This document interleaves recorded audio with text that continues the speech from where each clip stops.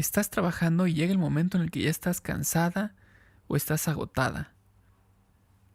¿Descansas? ¿Escuchas a tu cuerpo? ¿O sigues hasta terminar el trabajo? Hablemos juntos de esto. Bienvenidos todos a Supervive. Un movimiento para vivir con más salud, Felicidad y resiliencia. Él es Paco McSweeney. Ella es Aide Granados. Y juntos Y juntas hablamos de esto.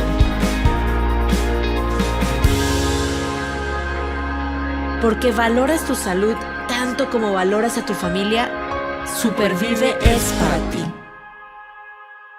Este podcast es para ti. El contenido es informativo y educativo. Sin embargo, de ninguna manera constituye consejo médico o sustituye una consulta con un profesional de la salud. Las opiniones expresadas por nuestros invitados son personales y su participación no implica un respaldo a ellos o a la entidad que representen. Pues acaba de culminar una semana súper emocionante para Rosa es Rojo y Supervive, porque concluimos por cuarto año consecutivo la carrera virtual Supervive. Este año 2022 otra vez fue virtual alrededor del mundo y quiero decirles que tuvimos participantes, casi 400 participantes, 395 participantes de los 5 continentes. Ahora sí veíamos fotos en Filipinas, en Polonia, en Brasil, en Colombia, en México, en Estados Unidos, por todos lados, y nos encantó. Y este tema de por qué nos encanta tanto hacer esta carrera virtual Supervive cada año es porque creemos que la actividad física, ¿verdad? Este ejercicio suma bienestar a nuestras vidas y lo vemos y lo escuchamos de la gente que está participando. Entonces, creo que queda como anillo al dedo que en este episodio estemos platicando justamente de actividad física y productividad. Mucho de lo que hemos estado probando la semana pasada al caminar, al correr, al andar en bicicleta, en familia, en comunidad. Así es que, Paco, ¿cómo estás? muy bien, muy contento, impresionado de lo que acabas de platicar con respecto a los 5 continentes en esta actividad tan padre, tan significativa que organizan y que bueno, seguramente generó mucha satisfacción a más de una persona. Exacto, Paco. Y qué mejor que hoy en este episodio sigamos o continuemos hablando de cómo crear este importante hábito y cómo sostenerlo, ¿verdad? ¿Por qué es tan importante esta actividad física? Y quiero platicarte de nuestro invitado en este episodio. Déjame te platico de él, Paco, para darle la bienvenida. Venga. Él es profesor investigador de la Universidad Autónoma de Aguascalientes en el Departamento de Sociología y Antropología. Doctor en Estudios Laborales por la Universidad Autónoma Metropolitana. Es miembro del Sistema Nacional de Investigadores Nivel 1, líder del Cuerpo Académico Trabajo y Relaciones Sociales. Es secretario técnico del doctorado interinstitucional en Economía Social y Solidaria. Octavio Maza ha participado y coordinado proyectos de investigación sobre temas laborales y pobreza. Ha publicado diversos libros, capítulos de libros sobre temas de informalidad, precariedad laboral en la industria del vestido en México y sobre la relación trabajo, ocio y deporte. Así es que con ustedes y bienvenido Octavio Maza. Gracias, Octavio, por estar aquí en este episodio. Pues muchas gracias por la invitación, muy contento de dialogar, así que adelante. Muy bien, muchísimas gracias, Octavio, por estar aquí con nosotros para platicar pues de esta interesante relación entre la actividad física, el trabajo y como decía, el ocio, por ejemplo, ¿no? Vamos a platicar sobre esto y me gustaría empezar con esto. A ver, todos sabemos que, o estamos muy conscientes de que actualmente el progreso tecnológico pues nos ha transformado en la parte laboral, en el aspecto laboral. Y si hablamos de la pandemia, pues todavía más lo marcó, ¿no? Esta cuestión del llamado home office, en el que pues no hubo mucha opción para muchas personas más que regresar a casita, guardarse ahí y hacer todo mediante tecnología. Pasamos de trabajos que implicaban más esfuerzo ¿no? Muchas cuestiones, pues por ejemplo, manuales de cargar cosas, hacer cosas con las manos, moverse de un lugar a otro, de este esfuerzo físico a algo sedentario, a estar sentados frente a una computadora, frente a un escritorio. ¿Crees que esta falta de actividad física más este trabajo sedentario produce un incremento de enfermedades? ¿Y como cuáles?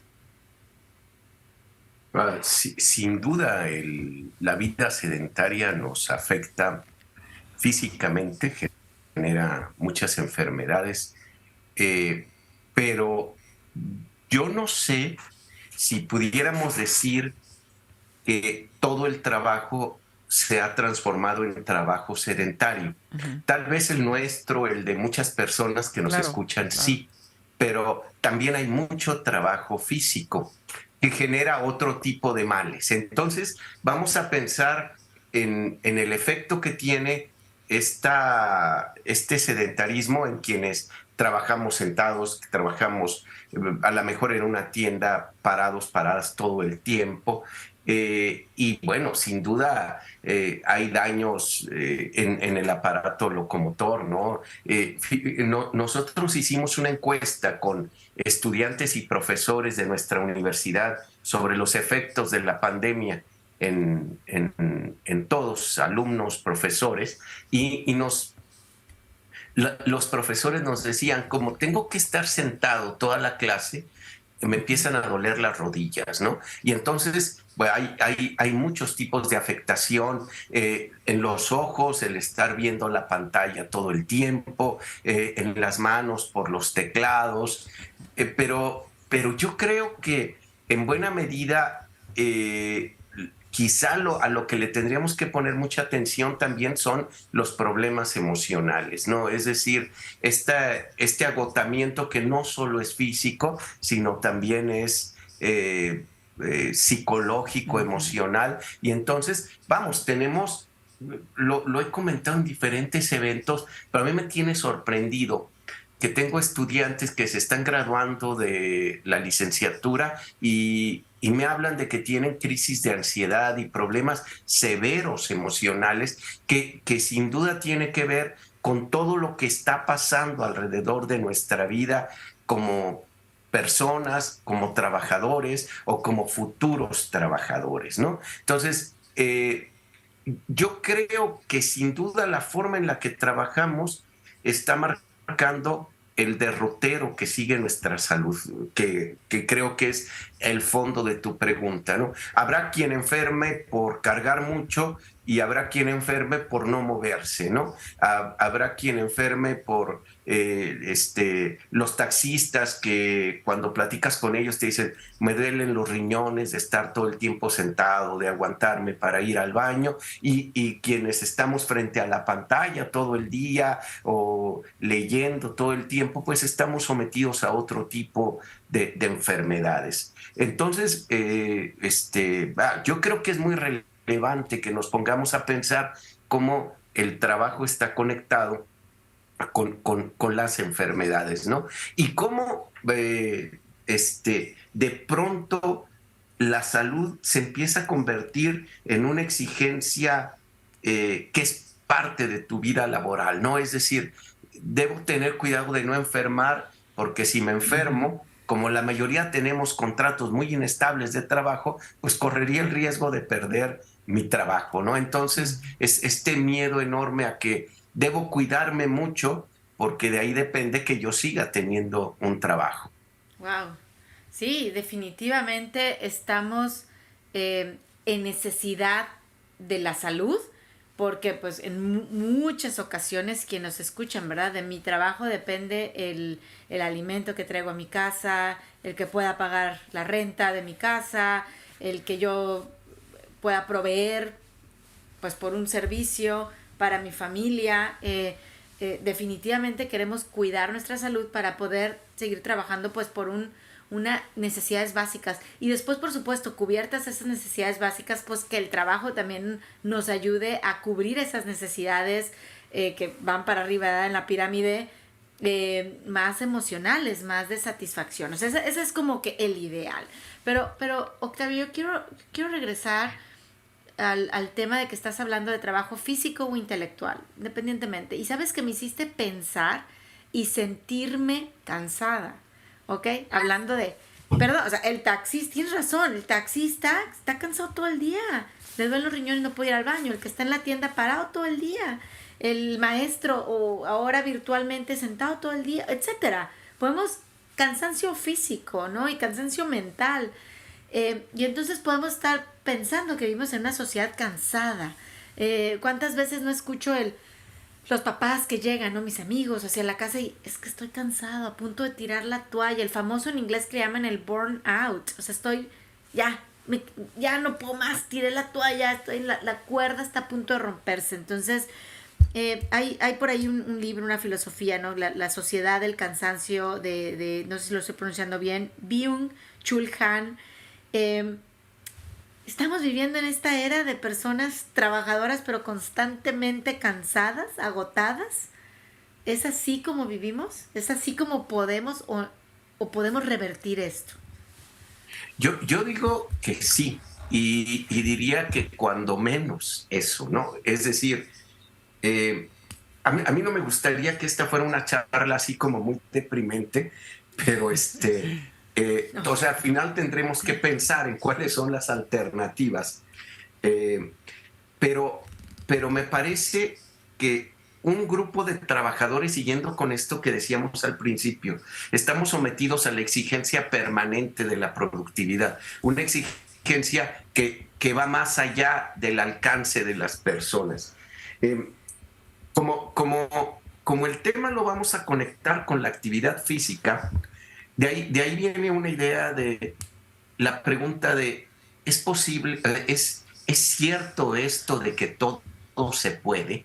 Es decir, es con que yo me lo proponga lo voy a lograr, pero en el camino de lograr todo esto que yo me propongo, la pregunta es, ¿dónde queda este cansancio del que estás hablando, no? El cansancio que sentimos de atender una tienda, de manejar un taxi, de dar una clase, de atender muchas juntas, después de trabajar llegar y ayudar a los hijitos a la escuela. Y no me estoy quejando de esto, simplemente hay que entenderlo porque con lo último que hemos trabajado en nuestros proyectos de investigación, a mí me queda la idea de que algo que tendríamos que aprender a reconocer es el cansancio y el límite que tiene el propio cuerpo, ¿no? Y esto, por ejemplo, me genera grandes debates con los diferentes entrenadores que he tenido de los deportes, ¿no? El del gimnasio, el entrenador cuando estaba corriendo, que decían, no hay límite. O sea, vamos, yo creo que sí hay límite, que hay que hacer las cosas y hay que hacer más y hay que disfrutar el deporte y hay que hacer el trabajo porque tenemos que llevar la comida a la casa, porque nos realiza, pero también hay que entender cuál es el límite, ¿no? Y quizás sería algo que nos podría salvar, decir, aquí ya no voy más, ¿no? Recientemente, como creo que ha empezado a aparecer este discurso del discurso del ya no más, ¿no? Creo que es Bunbury quien sacó la canción de los términos de mi rendición, donde dice, ya me di cuenta que no hay más. Claro, de pronto estos lo hacen desde la condición de ser un cantante exitoso y millonario, pero la pregunta es, yo como un ciudadano común, ¿dónde marco los límites de mi vida, ¿no? ¿Dónde lo voy a conectar con el deporte? ¿Dónde digo, voy a correr el maratón y si lo termino? O digo, ya me estoy lastimando, ya no sigo corriendo, aquí me detengo, no me detengo por el bien mío. O sea, cuando uno empieza a leer la literatura del deporte, te dicen, no te lastimes, ¿no? O sea, a los corredores nos da por decir, me duele la pierna, calentando más se me quita y le sigo, y hay veces que sí se te quita y otras que no. Quizá una de las cosas muy difíciles es entender cuándo, ¿no? Cuándo le intento más, cuándo me tengo que retirar, ¿no? Wow. Ujú. Qué interesante en esta intervención que tuviste. Bueno, creo que abordaste un montón de temas, pero este último me parece bien importante. O sea, en primera reconocer que tenemos límites y que nos cansamos, ¿no? En primera, o sea, reconocerlo, aceptarlo e incluso decirlo, ¿no? O sea, estoy cansado, punto. O sea, no hay más, todos nos cansamos en alguna vez. Pero me queda el mensaje también de nuestro rol como dueños de nuestro cuerpo, de decir, voy a descansar, ¿no? Es momento de detenerme. O sea, darnos ese permiso de decir, en un día de trabajo muy pesado, eh, llega la tarde y poder decir, ya, hoy me voy a sentar a leer un libro, estoy cansado, me quiero desconectar. O sea, no seguir con un ritmo tan, tan vertiginoso, que nos agote físicamente o mentalmente. Porque evidentemente para el siguiente día pues vamos a tener acumulado un cansancio. Si no le dimos paz a nuestro cuerpo, pues vamos a empezar a acumular este cansancio de forma que, como decía Aide, pues así es como estaríamos constantemente agotados, o nuestra sociedad estaría o se presenta agotada, ¿no? Eh, Ahora, hay investigaciones que demuestran que justamente este agotamiento pues lleva a otras situaciones como la frustración o la depresión.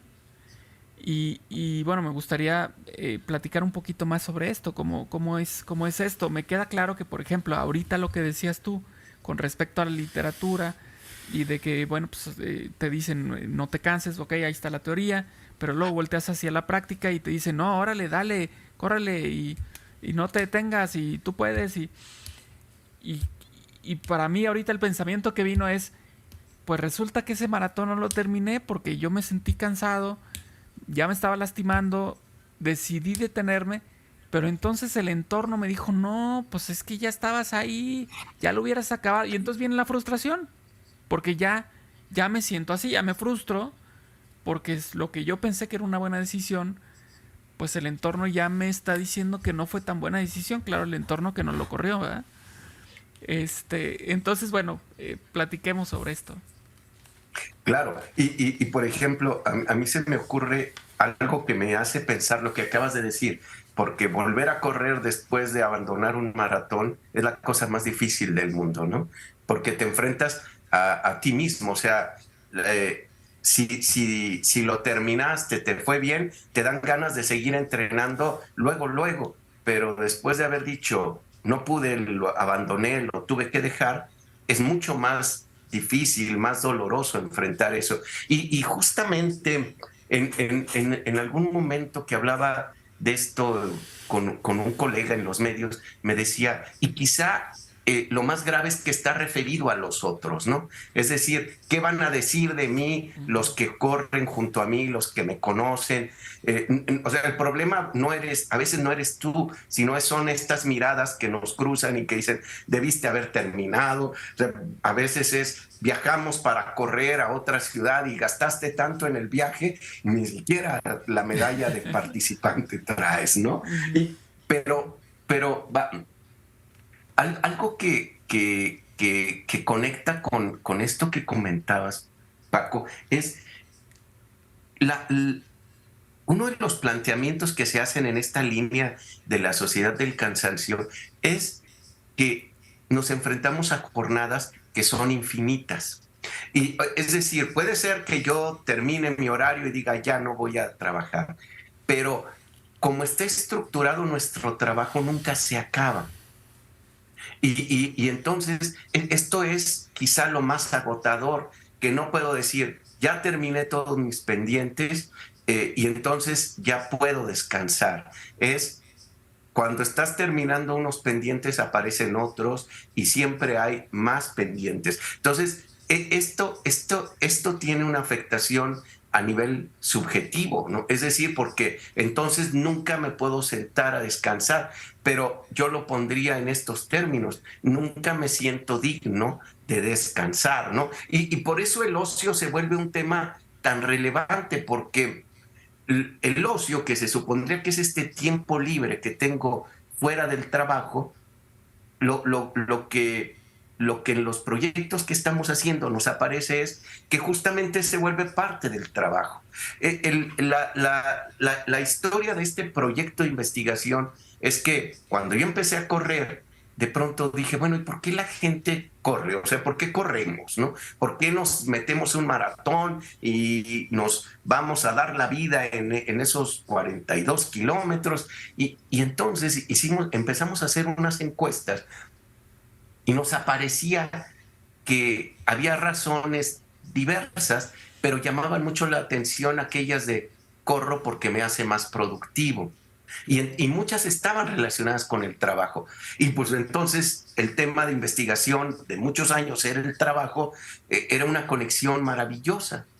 Que además me di cuenta que yo lo decía, ¿no?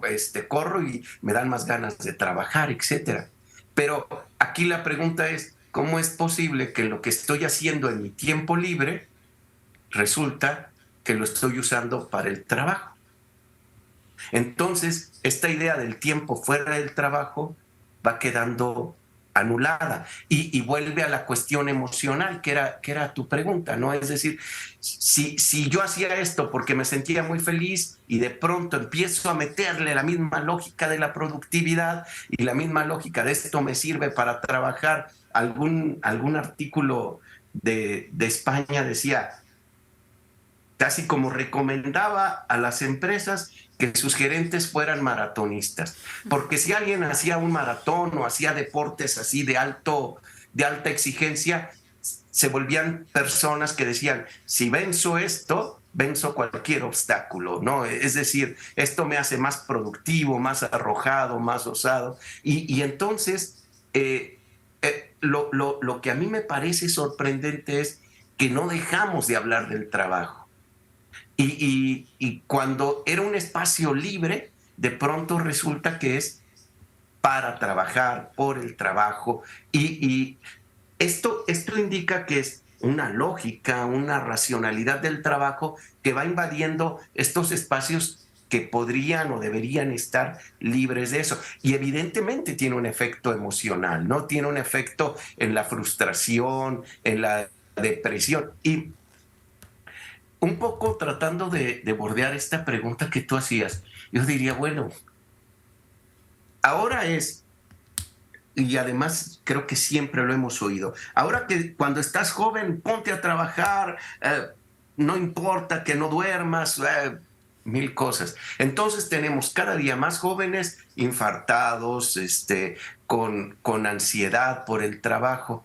Y si a los veintitantos años estás viviendo estos cuadros, ¿qué nos espera para esas generaciones en 10 años, ¿no? Hoy los que tenemos 50 y tantos podemos decir, yo ya estoy cansado del trabajo, pero si esta condición la están teniendo las generaciones más jóvenes y este cansancio acumulado del que tú hablas, pues nada más imaginemos si podemos sobrevivir muchos años a esa condición de agotamiento guardado, acumulado, ¿no? Es decir, sin una ruptura en el mundo del trabajo, porque a veces nos pasa que de pronto dices, no tengo trabajo ahora, y tu gran preocupación no es descansar, sino es buscar el trabajo para seguir cuando tenemos contratos pequeños, estamos trabajando, de manera que acabo el trabajo y mi angustia es encontrar el siguiente proyecto, ¿no? Claro. Oye, me hiciste pensar, Octavio, recién grabamos un podcast, ¿no? Y de hecho, del podcast me quedé picada, compré un libro de Ikigai, ¿no? Del libro de Ikigai, de Encuentra tu propósito en la vida, que hacen todo este estudio de Okinawa y las comunidades centenarias, y uno de los factores que estaban analizando en esta investigación, en este libro, es que la gente no se retiraba. O sea, es decir, no es como que dijeran, es que ya tengo 65 años y voy a dejar de trabajar, sino eran personas de 90 años, 88 años, y seguían involucrados en esta labor que es parte de su ikigai, de su propósito en la vida, pero no eran personas agotadas, cansadas, estaban viviendo en una sociedad de rendimiento, estaban viviendo, ¿verdad? Vidas centenarias, pero saben descansar. Entonces, me haces pensar que entonces el rendimiento es un tema muy personal. Es decir, ¿quién define que yo esté rindiendo o no? ¿La persona que está corriendo conmigo y la mirada que me dice, Aide, no terminaste en menos de 6 horas? ¿O yo que conociéndome, estoy hablando de un tema físico ahorita, ¿no? El maratón. Y hice en inglés, accommodations, que dice, ¿no? Acomodé a qué velocidad, en cuánto tiempo, ¿no? Cómo iba a hacerlo, si por intervalos, etcétera. Y terminé, digo, ese es mi rendimiento. Entonces, aprendí a hacer esas modificaciones para yo estar satisfecha con el rendimiento que yo quiero y saber o aprender a descansar sin ligarlo a mi trabajo. O sea, no descanso para trabajar más. Descanso porque es parte de mi bienestar. Punto. Así más o menos es. Sí, así lo entiendo yo, y de hecho con esto a mí me hace pensar en que quizá o sea, vamos, es cómo podríamos vernos como una unidad. O sea, vamos, yo soy mi cuerpo, no tengo un cuerpo, no está separado de mí, es lo único que tengo, ¿no? Que me ubica en el mundo. Pero últimamente, con algunos proyectos de los estudiantes que trabajan con nosotros, aparece esto que el feminismo trabaja mucho, de los trabajos de cuidado. Pero a mí me gustaría abordarlo como, bueno, finalmente, si yo, un varón que tiene hijos, o tiene un hijo pequeño, decide dedicar tiempo a cuidar a sus hijos, no estoy siendo improductivo. Estoy siendo productivo. Es decir, pareciera ser que hemos enganchado brutalmente la idea de la productividad, digamos, la idea de la vida, de la buena vida, la productividad. Y entonces, en este sentido, creo que nos perdemos, porque la lógica es ser productivo. Yo recuerdo desde que era niño, ponte a hacer algo productivo, ¿no? Y ya con los muchos años digo, bueno, ¿y qué es hacer algo productivo? Ahora justo con mi hijo estoy preparando una clase que vamos a dar en su escuela sobre Leonardo da Vinci, y la historia de Leonardo da Vinci era bien interesante, porque el tipo trabajaba mucho un rato y después se ponía nada más a ver, y entonces ese nada más a ver genera uno de los genios más maravillosos de la historia. Pero ¿qué tanto hoy tenemos tiempo de ponernos a ver? O sea, y estamos con la pantalla, con el celular, que nos impide ver lo que está pasando luego en la cotidianidad, ¿no? Entonces, yo creo que sí es una reflexión fundamental el cómo ordeno mi vida, cómo estructuro mi relación con la exigencia de la productividad. Pero de pronto se habla de esto que parece un lugar común de hay que trabajar para vivir, no vivir para trabajar, pero tal vez esto lo resuma, ¿no? Es decir, yo tengo mucho trabajo que hacer, pero este trabajo, digamos, no es como lo vimos en el marxismo tradicional. Tengo una casa para poder seguir produciendo y tengo una pareja que ordena la casa, que no es así, pero digamos, yo trabajo para vivir, para tener a mi familia, para poder atender a mis hijos, para poder estar en mi casa. Quizá esa fue una de las grandes lecciones de la pandemia, cuando tuvimos la fortuna de que nos regresaran a la casa y nos diéramos cuenta que teníamos casa, ¿no? Y que la casa tenía espacios a los que nunca podíamos asistir porque nuestra jornada estaba fuera de casa, ¿no? O sea, ni siquiera podíamos estar en los lugares. De pronto era esta reflexión de, bueno, ¿y para qué quiero una casa y arreglarla y ponerle un jardín si no tengo tiempo ni para regar el jardín, ¿no? Así es.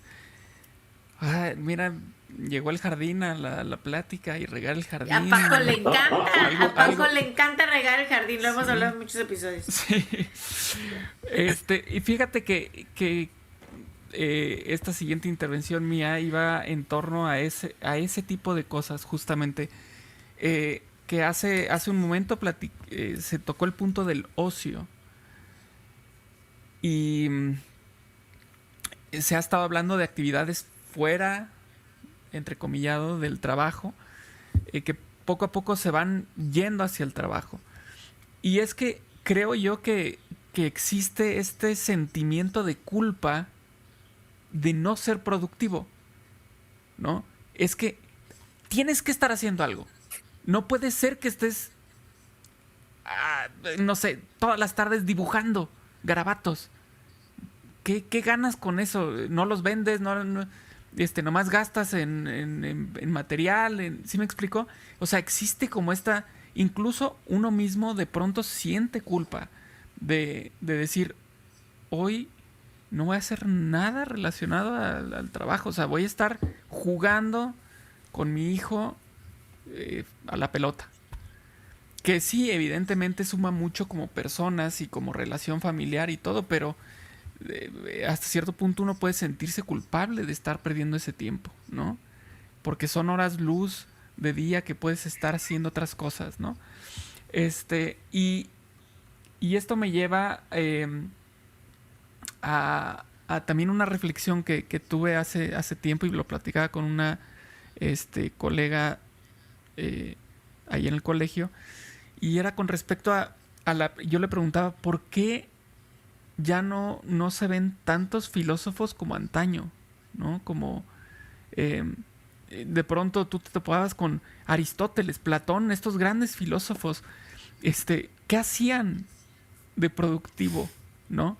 Pues era eso, era darse ese tiempo de sentarse a pensar, a reflexionar sobre las cosas sin estar pensando en que tienen que rendir cuentas de algo a alguien. Y también me trajo a la mente esta historia muy chistosa que platica Juan Villoro, porque su papá era filósofo justamente, ¿no? Y entonces él dice que cuando le decían en la escuela que tenía de chico que tenían que llevar un escrito sobre una presentación sobre la profesión de su papá, dice, pues para mí era un problema, porque yo tenía que hacer una presentación en primaria en la que iba a platicar sobre su papá filósofo. Y entonces lo preguntaban, bueno, ¿y qué es ser un filósofo? Y él contestaba, bueno, pues un filósofo se dedica a entender el sentido de la vida. Entonces imagínate, o sea, obviamente los niños decían, ¿y eso es profesión? Y es que eso luego pensamos, ¿no? ¿Eso qué genera? Bueno, pues eso genera, yo creo, las grandes ideas y los grandes cambios en este mundo. Pero de pronto como que sí, estos momentos en los que uno platica como lo estamos haciendo en este momento, pareciera que uno avienta piedras al precipicio, ¿no? Y en realidad creo yo que son estas piedras que caen en el agua y hacen una onda expansiva, y no sabe uno ni conoce uno hasta dónde llega esa onda, ¿no? Entonces yo creo que algo que me gusta de esta conversación es que nos demos este permiso de seguir este ocio que nos gusta, ¿no? Este tiempo libre que significa mucho para nosotros. Como decías ahorita, Octavio, esta cuestión de es nuestro cuerpo, es lo que tenemos, es lo que nos ubica aquí. Pues cuidar ese cuerpo con este tipo de actividades, de descanso, de, de hacer algo que nos guste a nosotros, le guste o no a las demás personas, le parezca productivo o no a las demás personas, ¿no? Entonces, vayamos a la parte del ocio. ¿Cómo, eh, cómo podremos, o qué has visto tú en las personas que sí siguen esa parte, ese camino del ocio? ¿Cómo es que logran quitarse de encima este peso, exacto, este peso de la culpa, este peso social de, es que ese no es tan productivo, es que pues no trabaja 12 horas, trabaja nada más 8 y, o sea, ¿cómo le hacen?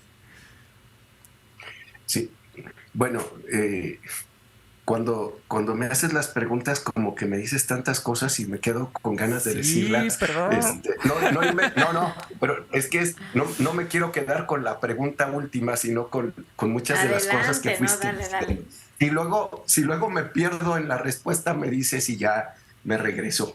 Pero es que de las cosas que mencionabas, una que yo anoté acá en mi libretita fue la idea de la culpa, Ujú. porque creo que esa es central. O sea, tenemos, eh, hay un autor ya muy antiguo, Max Weber, que tiene una idea que a mí me ha encantado últimamente, que dice que la racionalidad del capitalismo es como un caparazón.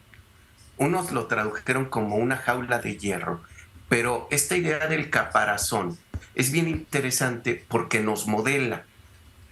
Pero eso lo decía el señor hace 100 años y en realidad yo creo que hoy lo podemos ver. Es decir, el mundo de la necesidad de ser productivo nos ha constituido. O sea, lo que hoy somos es producto de ese camino. Entonces, claro, la culpa ahí funciona muy bien porque necesitamos ser productivos, necesitamos hacer algo que sirva para algo. Cuando tú hablabas de los filósofos, yo decía, pues sí, pero el primer problema es quién le paga a uno por filosofar, Claro. ¿sí? Cuando tenemos un Estado que cada día se preocupa menos por esas cosas, y aunque seas profesor de filosofía en la universidad, tu trabajo no es estar ideando cosas, tu trabajo es hacer papers, hacer documentos, dar clases, y justo cuando te estaba oyendo me ponía a pensar, a veces uno dice, bueno, yo voy a clase con mis estudiantes y mi trabajo es hacerlos pensar, pero la exigencia de la productividad cada día va más encaminada. ¿Qué objetivo quieres cumplir? Se cumplió el objetivo, el alumno respondió a la pregunta y entonces cuando de pronto uno va, digamos, a debrayar en la clase y a decir, vamos a meditar sobre Exacto. nuestra vida, es, a ver, profe, ¿cuál es el objetivo de esto que estamos haciendo, no? Y tal vez igual, si el alumno te llega y quiere pensar en su vida, tú le dices, a ver, jovencito, ¿esto para qué nos va a servir? ¿No? Entonces, lo veo como una trampa en la que caemos todos, ¿no? Y quizá a mí se me hace muy difícil pensar en quienes logran hacer del ocio su alternativa, o sea, una alternativa, ¿no? Pero con lo que va de la reflexión, yo creo que es una pelea que tenemos que dar por disfrutar nuestras actividades, por zafarnos de la exigencia de ser productivos, ¿no? Por poder ser padres, madres y decir, me voy a poner a jugar a la pelota con mi hijo y no sentirme culpable, ¿no? Y quizás sea esta lucha permanente contra la culpa la clave de este éxito, ¿no? Hay una estudiosa europea que decía que habíamos caído tanto en la trampa de la productividad con el deporte si salías a correr y se te descargaba el reloj, mejor te regresabas a tu casa porque no tenía sentido correr. Y entonces, a mí se me hizo mucha gracia porque llegó así el momento en el que el reloj no funcionaba y decía, ¿qué voy a hacer? Pues nada, o sea, iba a correr, o sea, era una diversión, pero si no estaban medidos los tiempos o la rutina que me había pasado el coach, pues parecía que estaba rompiendo la regla, ¿no? Y quizás sea una alternativa, ¿no? Yo voy a romper la regla, yo como profesor voy a producir no necesariamente lo que me mandan a decir que tengo que hacer, sino hacer lo que yo quiero. Muchas veces haciendo lo que yo quiero, cubro las expectativas de la institución o de las instituciones, pero también cubro mis expectativas como persona, ¿no? Buscando salvarme un poco de esas exigencias que a veces parece fascinante decir voy a cumplir lo que me están pidiendo, pero yo creo que la gran medida tendríamos que ser nosotros, nosotras mismas, ¿no? Sí, sí, qué bárbaro. En verdad es que, a ver, mencionaste algo casi al inicio, Octavio, de no terminar este episodio como con queja, ¿no? Y la verdad es que uno de los valores de Rosa es Rojo es justamente el pensar en positivo, optimista. Y yo creo que estamos terminando en una nota optimista. O sea, no, por favor, creo que a mí la invitación que hoy nos das y que nos invitas a reflexionar es, y estaba buscando justo la frase aquí, hagamos del ocio algo deseado y no necesariamente ligado a cómo voy a ser más productiva en cualquier faceta de mi vida, como mamá, como trabajadora en Roses Rojo, como voluntaria en la iglesia a la que voy, como miembro de la comunidad. No, hagamos del tiempo libre algo que pueda yo disfrutar sin culpa. Claro. Y yo creo que esa es una invitación positiva, optimista, concreta, con la cual nos podemos quedar. Aquí en inglés, que de verdad mucho se usa la frase el just for fun. O sea, ¿por qué lo vas a hacer? Just for fun. O sea, no, realmente no le busques más pies al gato, ¿verdad? O sea, lo voy a hacer porque lo disfruto. Leer el libro y tratar, a mí me haces esa invitación, tratar de dejarlo no porque voy a obtener algo a cambio. Leo el libro porque voy a dormir mejor, corro porque voy a sentir... Claro, sí hay beneficios que vienen con eso. O sea, yo no puedo decir que no. Me siento mejor, mi cuerpo me duele menos, mis articulaciones me duelen menos cuando hago ejercicio, mi sistema inmune se fortalece. Pero también qué buena invitación hoy nos haces a decir, disfrutemos estos tiempos de relajación por amor a uno mismo y a los demás. Entonces, sí, yo me quedo con eso. Fíjate que esto que dices me hace pensar en una amiga que empezó hace muy poco a hacer ejercicio y me decía, es que es una maravilla porque cuando vengo aquí no estoy pensando en el trabajo. Y entonces esa sola posibilidad nos salva porque entonces no, hay veces que uno está con el niño y está pensando y tengo que hacer el trabajo y tengo que ir. En cambio, cuando tienes que pensar que sube la pierna, baja la pierna, corre, bla, bla, bla, estás pensando en tu cuerpo, estás pensando en cómo moverlo y esto a mí me parece que es algo que nos vivifica porque tenemos la posibilidad de salirnos de esa trampa donde siempre hay que estar pensando en el trabajo. Sin duda, el mensaje es muy positivo porque pues hay que rescatarnos nosotros, ¿no? Hay que hacer las cosas por nosotros, para nosotros. Si de pronto hay que abandonar el maratón, hay que abandonarlo, no importa, ¿no? Pero después volveremos, o sea, siempre hay chance. Y si no hay chance de hacer otras cosas, con el trabajo mismo, o sea, igual decir, hasta aquí puedo, hoy ya me duelen los ojos, me duelen los pies, los brazos de cargar, y simplemente poder decir, hasta aquí se puede, ¿no? Y yo creo que eso, el reconocer el límite, yo creo que nos hace más fuertes. En lugar de, o sea, pareciera un mensaje contradictorio, pero cuando yo entiendo mis límites, sé hasta dónde puedo llegar, cómo puedo llegar. Por lo menos esa es una apuesta para mí en la vida y en la práctica del deporte, ¿no? Claro. Sí, sí, sí, toda la razón, toda la razón. El conocer nuestros límites nos lleva a, a otro nivel, ¿no? Al darte permisos, al escucharte, escuchar tu cuerpo y decir, bueno, ya, por ahorita, ya. No estamos diciendo ya nunca más, soy un perdedor, nada, nada de eso.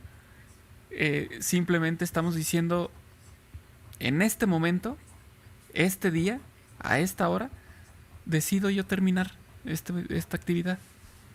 Ya después, como bien dices, habrá momentos para continuarla, para hacer algo nuevo, para hacer algo diferente.